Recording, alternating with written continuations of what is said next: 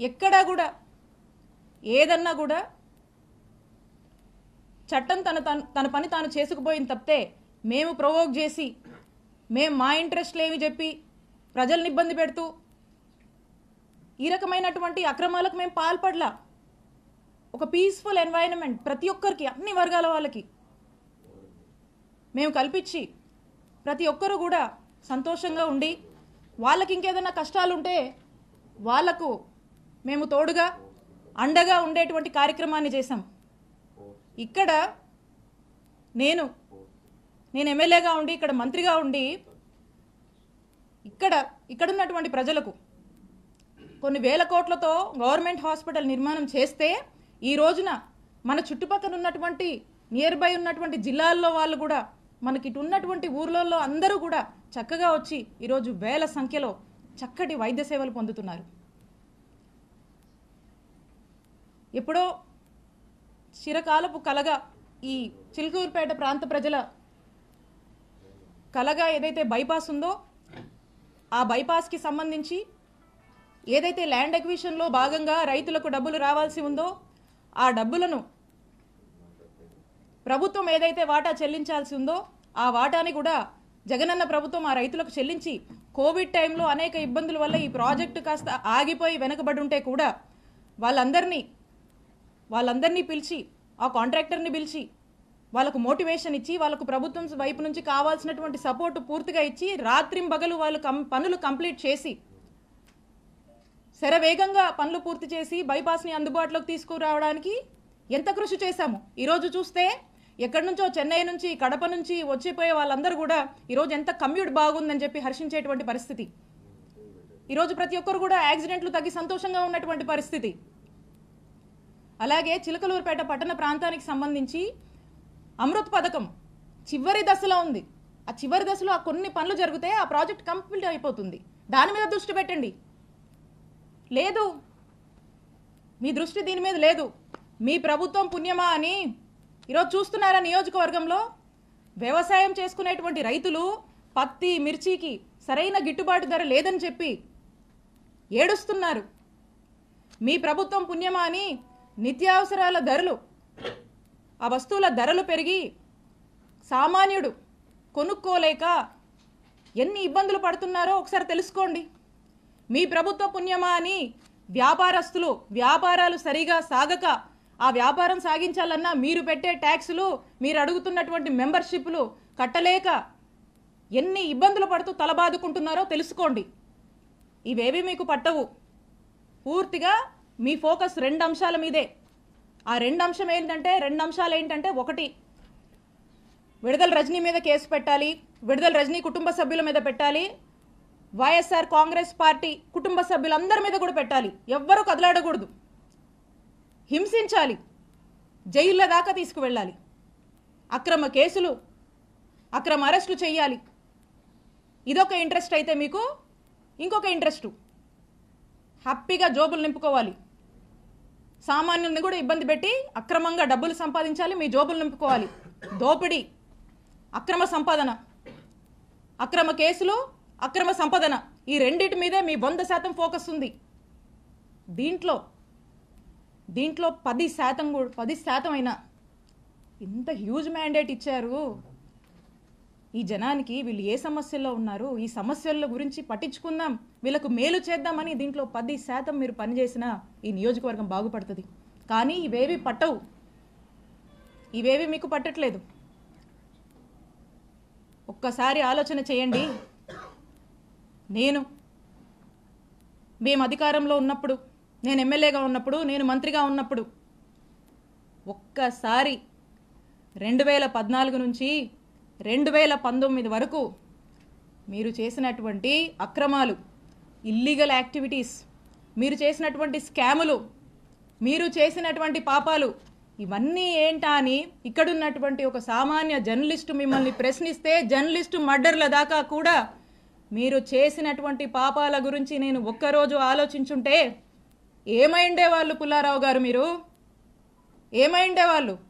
ఒక్కసారి ఆత్మవిమర్శ చేసుకోండి. నా మీద పెట్టిస్తారా కేసులు? మా నాయకుల్ని వేధిస్తారా? వైఎస్ఆర్ కాంగ్రెస్ పార్టీని గొంతు నొక్కేస్తారా ఇక్కడ మీరు?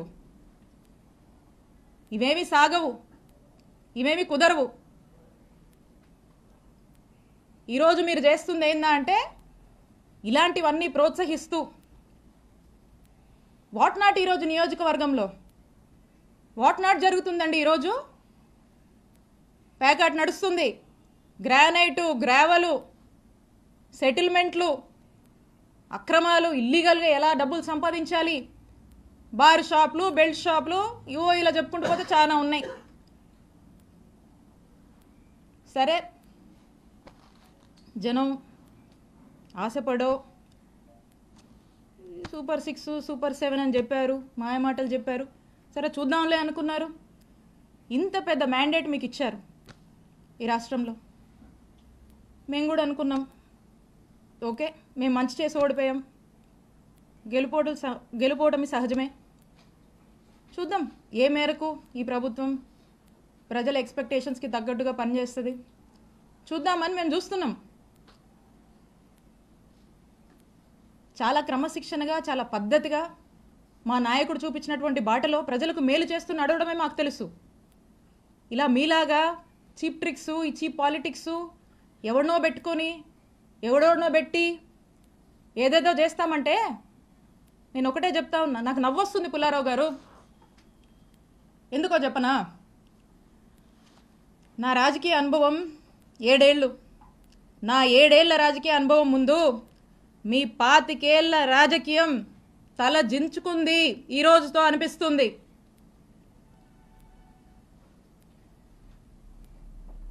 అక్రమ కేసులు కడతారా, అక్రమ కేసులు పెడతారా, భయపెట్టాలని చూస్తారా? మీరు నన్ను కానీ, మా కుటుంబ సభ్యుల్ని కానీ, మా నియోజకవర్గ ప్రజల్ని కానీ, అండ్ ఎస్పెషలీ మా వైఎస్ఆర్ కాంగ్రెస్ పార్టీ నాయకుల్ని, కార్యకర్తల్ని, వైఎస్ఆర్ కాంగ్రెస్ పార్టీ కుటుంబ సభ్యులు, ఇక్కడ ఉన్న వాళ్ళందరినీ కూడా, కుటుంబ సభ్యులందరినీ కూడా బెదిరించి, భయపడి, అక్రమ కేసులు పెట్టి, అక్రమ అరెస్టులు చేస్తే ఎవ్వరం భయపడం. మీరు పెట్టిన ప్రతిసారి ఇంకా బలంగా ఎదుర్కొంటాం, ఇంకా బలంగా నిలబడతాం, ముందుకు వెళతాం. మీరు అనుకుంటున్నారేమో ఇంకో 4 ఏళ్ళు కదా, అంటే వింటున్నాం లాలీలు చెప్తుంటే, ఇంకో 4 ఏళ్ళు కదా హ్యాపీగా వీలైనంత అవకాశం ఉన్నంత వరకు దోపిడీ చేసి, ఇల్లీగల్ పనులన్నీ చేసి, జోబులు నింపుకొని, ఓ బ్యాగ్ నుండి సంపాదించుకొని రిటైర్ అయిపోదాం అనుకుంటున్నట్టున్నారు. ఇప్పటి నుంచి మొదలుపెట్టినా నేను ఇంకో 30 నుంచి 40 సంవత్సరాలు రాజకీయాలు ఇక్కడే చేస్తాను. గుర్తుపెట్టుకోండి, 30 నుంచి 40 సంవత్సరాలు ఆ దేవుడు చల్లగా చూస్తే మీరెక్కడున్నా, ఏ ఊళ్ళో దాక్కున్నా మిమ్మల్ని లాక్కొచ్చేది ఖాయం, వడ్డీతో సహా విత్ ఇంట్రెస్ట్ నీకు తిరిగిస్తాం.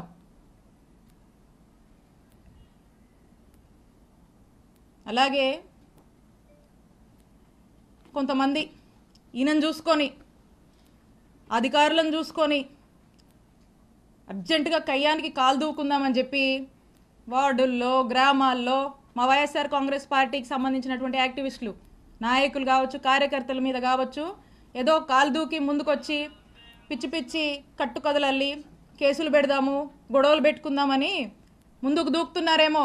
మీ ఎవ్వరిని మర్చిపోను, అందుకే చెప్తున్నా, ఆయనకి మీకు మీ ఎవ్వరిని వదిలిపెట్టం, మీ సంగతి తేలుస్తాం, తేల్చి రాజకీయం చేసుకుంటామని తెలియజేస్తున్నా.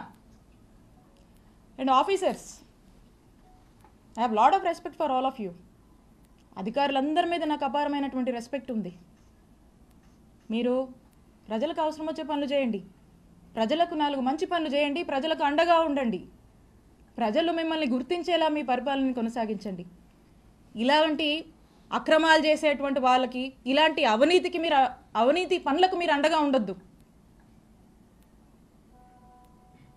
కొంతమంది ఉన్నారు బాగా అత్యుత్సాహానికి పోతూ ఇట్లాంటి పనులు చేస్తూ ఉన్నారు. నేను చెప్తున్నా, ఇలా అత్యుత్సాహంతో ఏ ఆఫీసర్ అయినా ఇష్టం వచ్చినట్టు చేస్తూ ముందుకు వెళ్తున్నాడా, I'm telling you, you will face severe consequences in the future.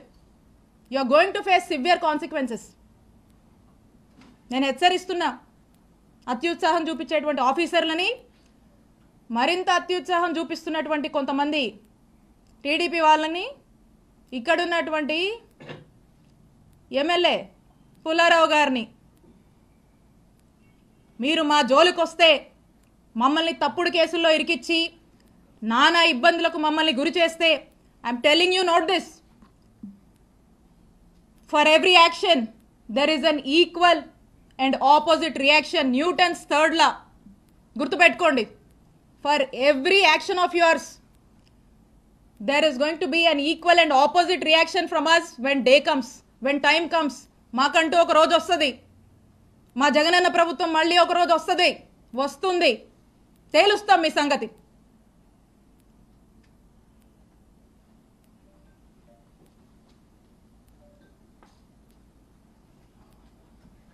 Madam మీరు ఆల్రెడీ కంప్లైంట్ ఇచ్చినట్టున్నారు, మీరు కూడా కంప్లైంట్ డీజీపీ, అది ఏమైంది మేడం? చూస్తున్నారు కదన్నా, నేను ఒక కంప్లైంట్ ఇచ్చి దాదాపు 4 నెలలు అయింది. ఈ 4 months నుంచి చూస్తున్నా దాని మీద నో స్టేటస్. వాళ్ళకి దాని మీద ధ్యాస ఉంటాయి కదా, అప్పుడెప్పుడో 2019లో అంట అది జరిగిన దాని మీద ఇప్పుడు కేసులు కడుతున్నారు. అది జరిగినట్టు మ్యానిపులేట్ చేసి కేసులు కడుతున్నారు. ఇప్పుడు మేము ఇస్తే ఆ కంప్లైంట్లు పట్టవంట వాళ్ళకి. సో ఖచ్చితంగా దీని మీద నేను పోరాడతాను, దీన్ని వదిలిపెట్టను. తొందరలో దీన్ని నేను ముందుకు వెళ్ళి న్యాయస్థానాన్ని కూడా నేను ఆశ్రయిస్తాను. గ్రావెల్ వ్యవహారం ఏదో ఉందని, స్కామ్ ఏదో చేశారని చెప్తున్నారు, ఆరోపణ వస్తా ఉంది. ఏదన్నా గ్రావెల్ కి సంబంధించి ఏది? క్రషర్స్ కి సంబంధించి. ఓ రైట్. ఇప్పుడు మాట్లాడుకున్నాం కదా ఒక కట్టుకథ గురించి. ఇప్పుడు ఇలాంటి కట్టుకథే ఆ క్రషర్కి సంబంధించి కూడా. దీని స్క్రీన్ ప్లే, డైరెక్షను, ప్రొడక్షను, ఇదంతా ఎవరో ఏంటో దీని మీద మళ్ళీ స్పెసిఫిక్గా సమయం వచ్చినప్పుడు మాట్లాడి క్లియర్గా చెప్తా. ఇది కూడా ఇలాంటి ఒక కట్టుకథే. ఎప్పుడు ప్రజల్లో డిఫేమ్ చేయాలి, పదే పదే హ్యూమిలియేట్ చేయాలి, భయపెట్టాలి, ఇబ్బంది పెట్టాలి, అల్లరి చేయాలి, అవాస్తవాల్ని వాస్తవాలుగా చూపించేటువంటి ఒక ప్రయత్నంలో భాగంగానే ఇది కూడా ఒక నెరేటివ్ బిల్డ్ చేశారు. దీని గురించి కూడా ఖచ్చితంగా సమయం వచ్చినప్పుడు నేను మాట్లాడతా. నేను ఒకటే చెప్తా ఉన్నా, నేను ఎమ్మెల్యేగా పనిచేశా, నేను మంత్రిగా పనిచేశా, నేను దేనికైనా ఏ ఛాలెంజ్కైనా సిద్ధమే. నేను ఏ రోజు ఏ తప్పు చెయ్యలా. నన్ను డైరెక్ట్గా ఎదుర్కోలేక, ఒక బీసీ మహిళగా నన్ను డైరెక్ట్గా ఎదుర్కోలేక, ఒక మహిళ అని కూడా చూడకుండా ఇబ్బంది పెట్టాలి అని ఇబ్బందికి పెట్టేటువంటి ఒక ప్రయత్నంలో భాగంగా ఇదంతా జరుగుతుంది. సో కాబట్టి ఖచ్చితంగా దీని గురించి సమయం వచ్చినప్పుడు మాట్లాడతా. నేను ఏ తప్పు చేయలేదు. మీరు ఏం ఎంక్వైరీలు వేసుకుంటారో వేసుకోండి, ఏమన్నా చేసుకోండి, నేను భయపడను, నేను తప్పు చేయలేదు.